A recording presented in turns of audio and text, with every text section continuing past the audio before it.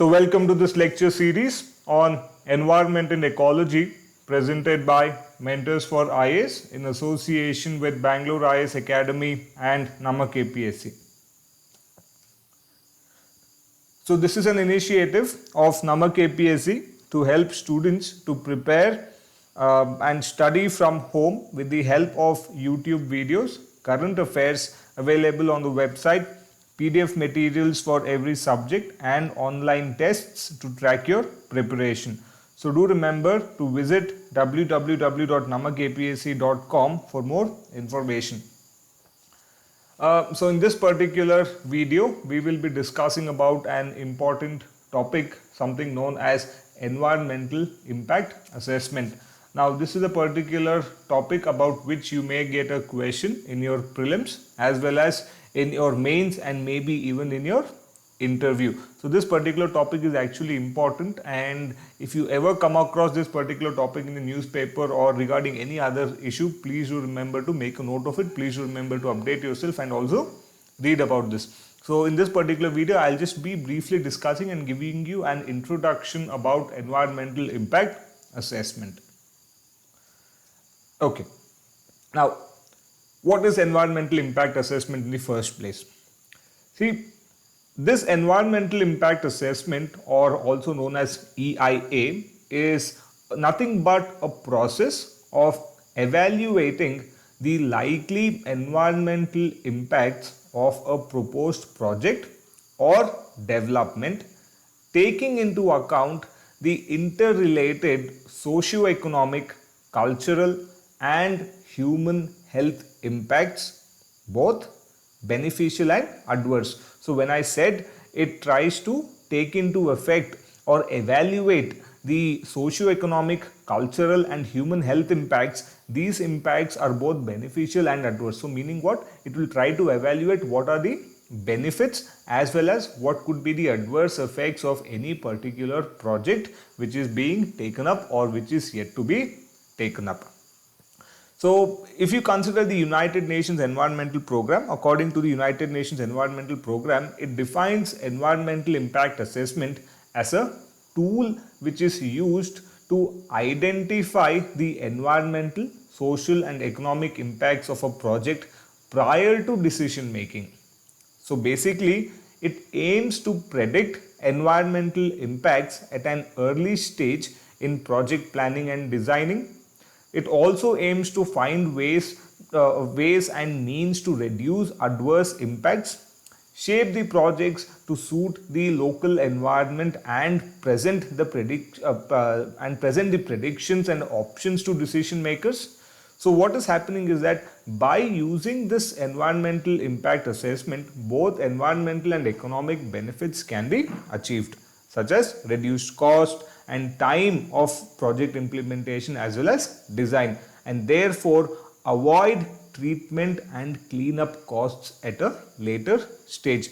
So what is happening is that you try to prevent the environmental damage in the first place by trying to assess this particular project which may have a damaging effect on the environment. So if there's any kind of a damaging effect, you try to prevent and nullify such damaging effect, and at the same time also try to follow the rules, laws and regulations which are applicable at a particular place with respect to a particular project. Now when it comes to environmental impact assessment, of course we have environmental impact assessment in India and in many other countries across the world. More or less it does not matter which country it is, the kind of procedure which is followed, the steps which are involved in environmental impact assessment, they are more or less the same across the world. So when it comes to environmental impact assessment in India, it was actually way back in it was actually way back on 27th January 1994 that the Union Ministry of Environment and Forests under the Environment Protection Act, the Environmental Protection Act 1986, which is when they promulgated an EIA notification making environmental clearance mandatory for expansion or modernization of any activity or for setting up new projects listed in schedule 1 of the notification. So at this stage it is not necessary that you go into what is this schedule 1 of the notification. So you can just make a note of it that it is necessary to obtain an environmental clearance for certain projects, modernization or expansion of certain projects. However, since then there have been around 12 amendments made to the environmental impact assessment notification of the 1994. Later in the year 2006, the Ministry of Environment and Forests notified the new environmental impact assessment legislation. This is in 2006. So this legislation in the year 2006, or the notification in the year 2006, made it mandatory for various projects such as mining, thermal power plants, river valley projects, infrastructure such as road, highway, ports, harbors and airports, and industries including very small electroplating or foundry units to get environmental clearance. So I don't want you to go through schedule 1 or the new projects listed under schedule 1. Just remember that all these kind of projects which I have mentioned, like mining, thermal power plants, river valley projects, infrastructure, all these projects will require environmental clearance in a broad aspect. However, unlike the environmental impact assessment notification of 1994, the new legislation has actually put the onus of clearing projects of the state government, projects on the state government, depending on the size and capacity of the project. So smaller projects will be cleared by the state, whereas larger projects will be cleared by the central government. That is the usual as basis of the EIA notification. Also, you can make a note of this particular thing, that certain activities permissible under the Coastal Regulation Zone Act 1991 also requires similar clearance. So now we will move on to the process itself, the environmental impact assessment process. Now, the environment impact assessment consists of 8 steps, with each step equally important in determining the overall performance of the project. So typically the environment impact assessment process begins with screening to ensure time and resources are directed at the proposals that matter environmentally, and ends with some form of follow-up on the implementation of the decisions and actions taken as a result of the environment impact assessment report. So the 8 steps of the environmental impact assessment processes are listed over here. Let us just briefly go through these 8 steps. Now the first step or the first stage is screening. So the first stage of the environmental impact assessment, that is screening, determines whether the proposed project requires an environmental impact assessment, and if it does, then the level of assessment which is required for that particular project. So that is what is going to happen here in this particular stage, that is screening. Nothing but to screen if the project requires environmental impact assessment in the first place. Next is scoping. Now this is the second stage. This stage identifies the key issues and impacts that should be further investigated, and also defines the boundary and time limit of the study.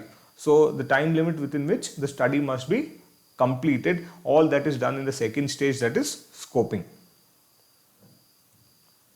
The third stage is impact analysis. Now this is an important stage of the environmental impact assessment, as it identifies and predicts the likely environmental as well as social impact of the proposed project, and hence tries to evaluate the significance of the project,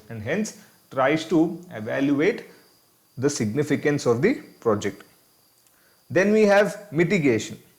Now this step in the environmental impact assessment recommends the actions to reduce and avoid the potential adverse environmental consequences of development activities.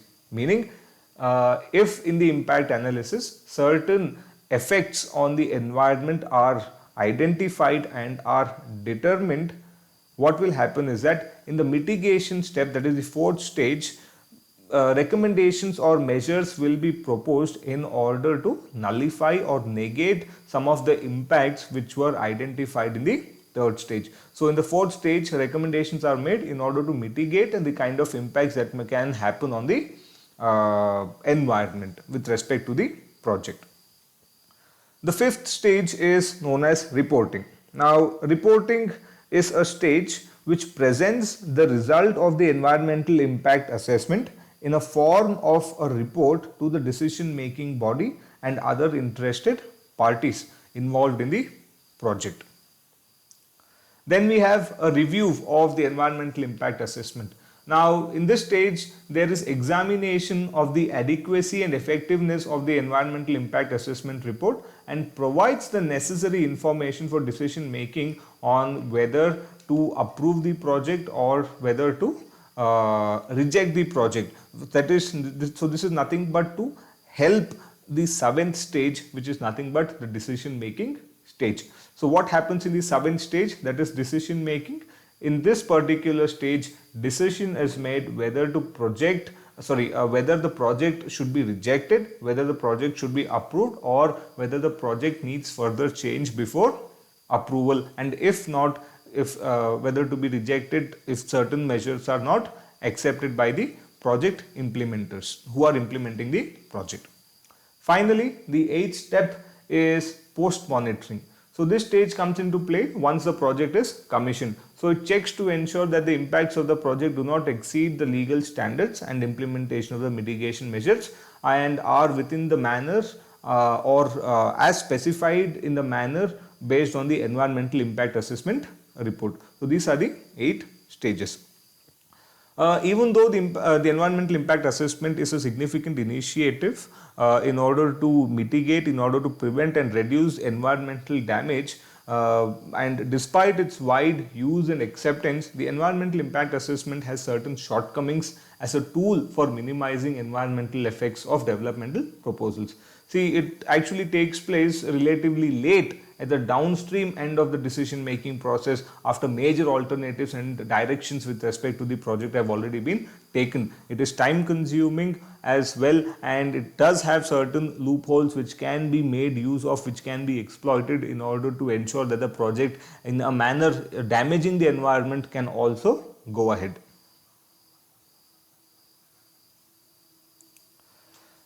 After this, I would just like to mention that there is something known as strategic environment assessment apart from environmental impact assessment. So the strategic environment assessment refers to systematic analysis of the environmental effects of development policies, plans, programs and other proposed strategic actions. So this process extends the aims and principles of the environment impact assessment in the decision making process beyond the project level and when major alternatives are still open. So the strategic environment assessment represents a proactive approach to integrating environmental considerations into the higher levels of decision making. So in this particular slide over here, I have mentioned the differences between environment impact assessment and strategic environment assessment. So what you can do is that you can just pause the video over here and just go through this particular slide or the differences mentioned here. So with this particular video, I would like to mention that we will be ending our lecture series on environment and ecology. However, even though I am ending this lecture series on environment and ecology, this does not mean that your preparation should actually stop. So there are certain other topics that I have not covered in this lecture series which I want you to cover up as a part of your preparation or as a part of your homework. Not homework, but as part of your preparation. So one important thing is environmental issues. Okay, so the environmental issues will be a part of your current affairs. So any environmental issue which comes up as a part of your current affairs in the news, is mentioned, is debated in the news, I want you to make a note of it, because there are possibilities of a question being asked from environmental issues of the recent past. Apart from that, even though I've made a simple video on biodiversity, I have not gone through Indian biodiversity, meaning the flora, fauna, marine organisms, or the different kinds of plants and animals which are actually found in India. So this is another aspect which I wanted to go through. However, even though I'm mentioning biodiversity of India, it does not mean that you go through almost every list of endangered species or every other type of plant and animal variety which is actually found in India. Again, it should be a part of your current affairs. Any kind of new species which moves into an endangered list, or is newly identified, or has certain new properties which has been mentioned in the news, such things are important. So biodiversity of India is also important. Apart from that, I also wanted to go through protected area network. Protected area network, that is, we have wildlife sanctuaries, we have national parks, protected areas, sacred groves, biospheres. So what are these things? What are the differences between these protected areas? How do they vary? How do they help in conservation and preservation activities in India? So protected area network is another topic that I want you to do it by yourself. Apart from this, another important topic that I want you to cover is conservation effects. What are the recent conservation effects, conservation efforts that the government at the state level or at the national level or even at the international level have actually taken up in order to protect and fight, in order to protect the environment and fight against environmental degradation. The fifth topic that I want you to cover is international organizations. It is international organizations. So the important international organizations which are involved in protection of environment and ecology at the global level. So you have many international organizations like say for example your ICTS that you have, or with respect to UNEP itself, or any other organization that you have when it comes to, for example, your red list that you have, the REDD plus that you have. All these things are actually important, and I want you to go through this, your IUCN that you have, and many other organizations that are involved in protection of the environment are important. Again, not all, again with respect to your current affairs, whatever has been there in the news recently. And last, it is acts and policies. Any new acts and policies which the government comes out with, any kind of new notification, legislation, rules, laws, all these things have to be made, all these things have to be noted down. It is important that you go through this. So I hope with this lecture series you've had some help, you've understood something, it has helped you in your preparation at home. So thank you for watching this lecture series, and all the best for your preparation, and do work hard. I hope you clear the examination. So thank you very much for watching. I hope you have a good day.